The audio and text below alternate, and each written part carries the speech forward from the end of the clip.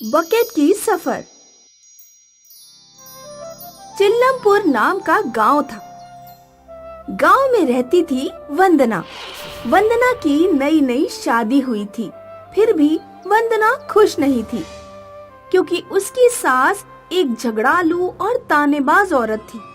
वंदना का पति सुबह सुबह काम पर चला जाता और सास शुरू हो जाती।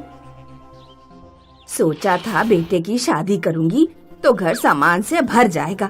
तेरे मायके वालों ने बस एक बकेट थमा दी और तू भी बकेट हिलाती चली आई। जी तो करता है उस बकेट के टुकड़े टुकड़े कर दूं। माँ जी, बकेट को कुछ ना करो। मेरी दादी की आखिरी निशानी है, मैं इसे खोना नहीं चाहती। वंदना मायके से दादी की एक बकेट लेकर आई थी। दादी की आखिरी निशानी समझकर बकेट का अच्छे से ख्याल रखती थी। ठीक है, जा कपड़े धोकर आ। वंदना बकेट में कपड़े रखकर निकल पड़ी और नदी किनारे आकर रोने लगी। रोज वंदना नदी के किनारे आकर मन हल्का करती थी और कपड़े धोकर घर निकलती थी। उस दिन भी वंदना नदी के किनारे बैठकर रो रही थी। शादी करके मैं तो पूरी तरह फंस गई। पढ़ाई लिखाई में तेज थी। सोचा था शादी ना होती तो अफसर बन जाती, जिंदगी के मजे लेती। माँ बाबूजी ने ससुराल नहीं नरक भेजा है मुझे। दादी जिंदा होती तो ये सब ना होता। वंदना फूट फूट कर रोने लगी और कुछ पल बाद वो शांत हो गई। अब रोने से क्या फायदा, कपड़े भी तो रगड़ने हैं। देर हुई तो सास की सांस अटक जाएगी।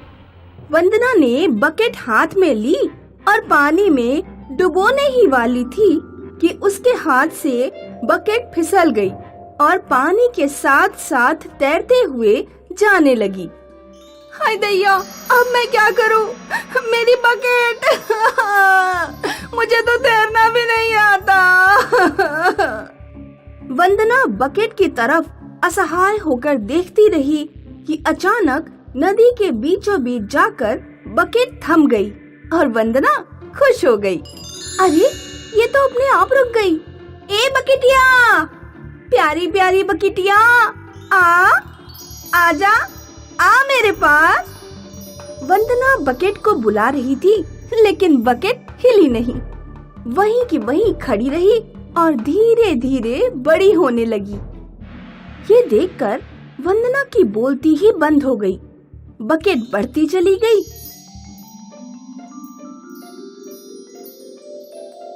और बढ़ते बढ़ते जैसे जहाज बन गई। चमत्कार देखकर वंदना के होश उड़ गए थे। तभी बकेट से एक सीढ़ी वंदना की तरफ आई और उसके पैरों के पास आकर रुक गई। बकेट मुझे बुला रही है। दादी, ये क्या करिश्मा है? हाय दैया, क्या करूं? वंदना काफी डरी हुई थी। तभी उसे ख्याल आया, बकेट दादी की है और दादी मुझे नुकसान नहीं पहुंचा सकती। मुझे बकेट के अंदर जाना चाहिए।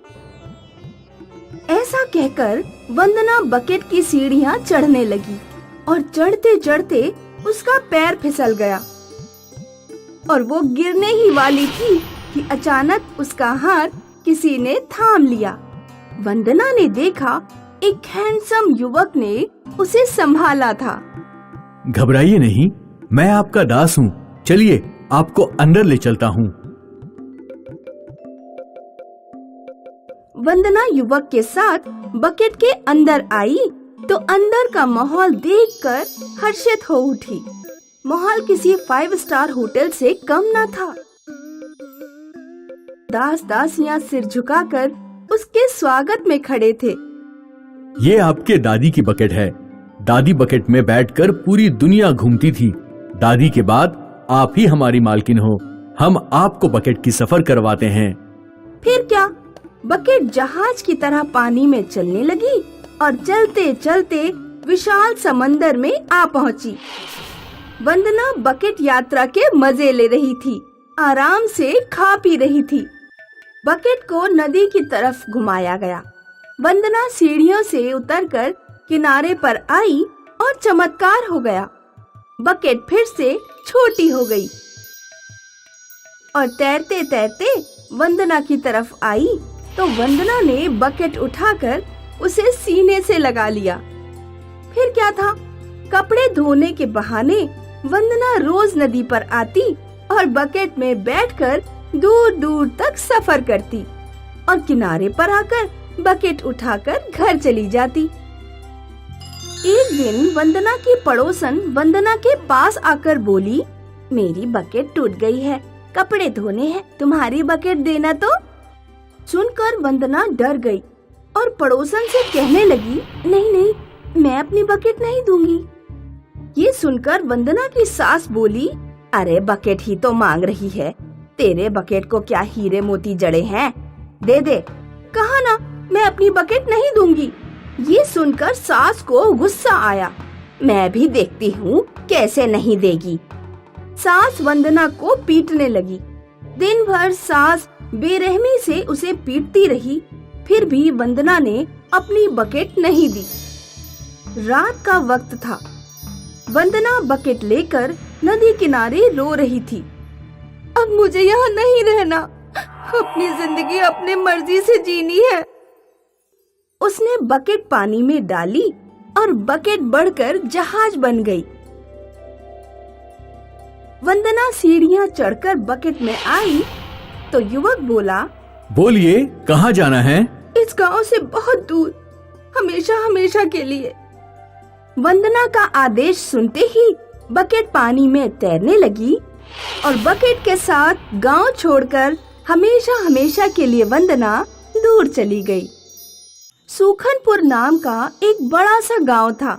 सारा गांव खेती करता था, लेकिन 2 साल से गांव में बारिश ही नहीं हुई।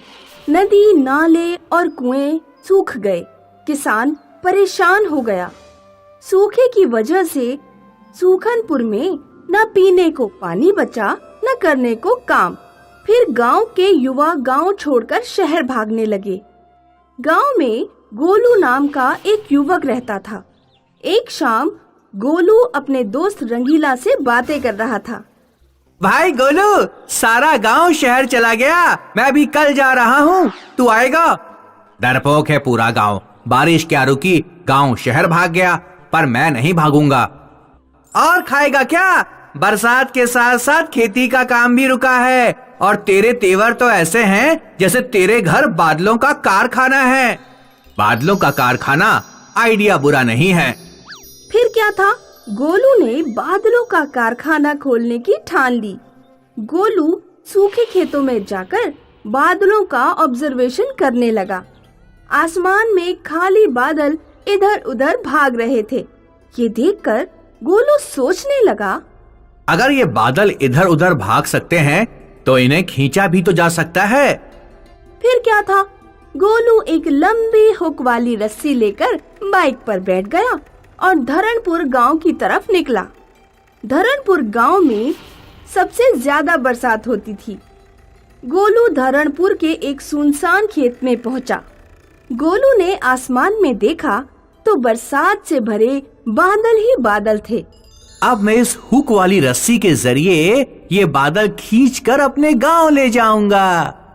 गोलू ने रस्सी गोल गोल घुमाई और फिर ताकत से बादलों की तरफ फेंकी।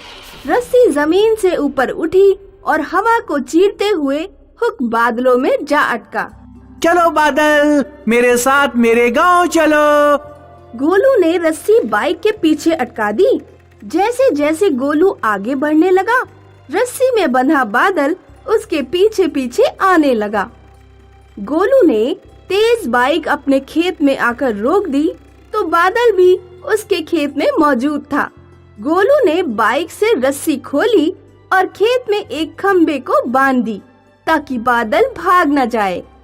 ये हुई ना बात, कारखाने में पहला बादल हाजिर है। फिर क्या था, गोलू रोज बाइक को लेकर धरणपुर गांव जाता, रस्सी में बादल अटकाकर रस्सी बाइक से बांध देता और बाइक से बादल खींचते हुए अपने खेत में लाकर खम्बे से बांध देता। इस प्रकार धरणपुर गांव के सारे बरसाती बादल गोलू ने अपने खेत के खम्भे से बांध दिए और बादलों का कारखाना तैयार हो गया। फिर गोलू गांव के मुखिया के पास गया। मुखिया और कुछ लोग पंडित जी के साथ बैठकर बरसात का हल निकाल रहे थे। महायज्ञ करना होगा, देवताओं को प्रसन्न करना होगा, बहुत सारा खर्चा करना होगा, तब कहीं जाकर बरसात होगी।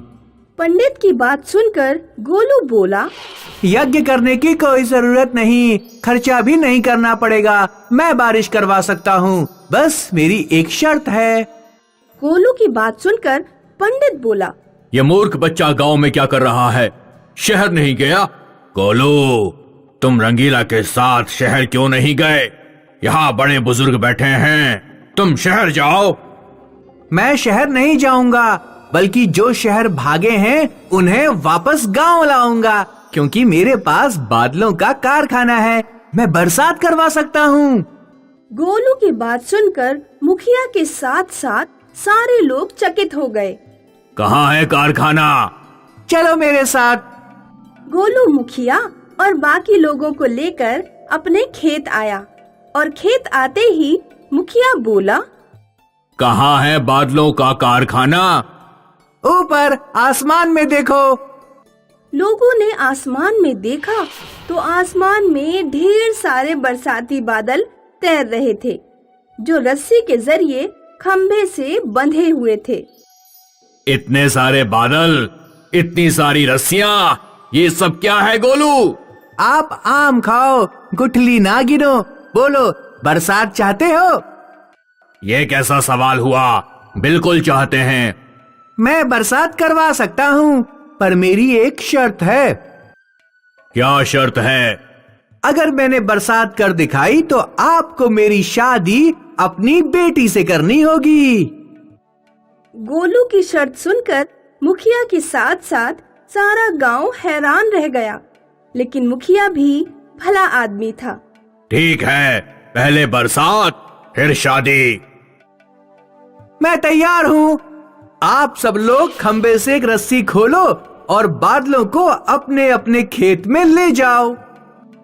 लोग खम्बे की रस्सी खोलकर बादलों को खींचते हुए अपने खेत में ले गए। सारे बादल खेत पहुँचे तो गोलू चिल्लाया, अब जोर जोर से रस्सी को झटक दो और बादल हिलाओ। लोग रस्सी को झटके देकर बादल हिलाने लगे तो चमत्कार हो गया। बरसाती बादल फटने लगे और तेज बरसात होने लगी। बरसात होते देख सारा गांव खुश हो गया। बरसात में नाचने लगा, गाने लगा। मुखिया ने तेज बरसात में अपना दामाद बनाने का वादा किया। फिर क्या था, सारा गांव गोलू को कंधे पर उठाकर बरसात में नाचने लगा। इस प्रकार गोलू की वजह से सूखनपुर को पानी मिला और गोलू को मिली सूखनपुर के मुखिया की बेटी।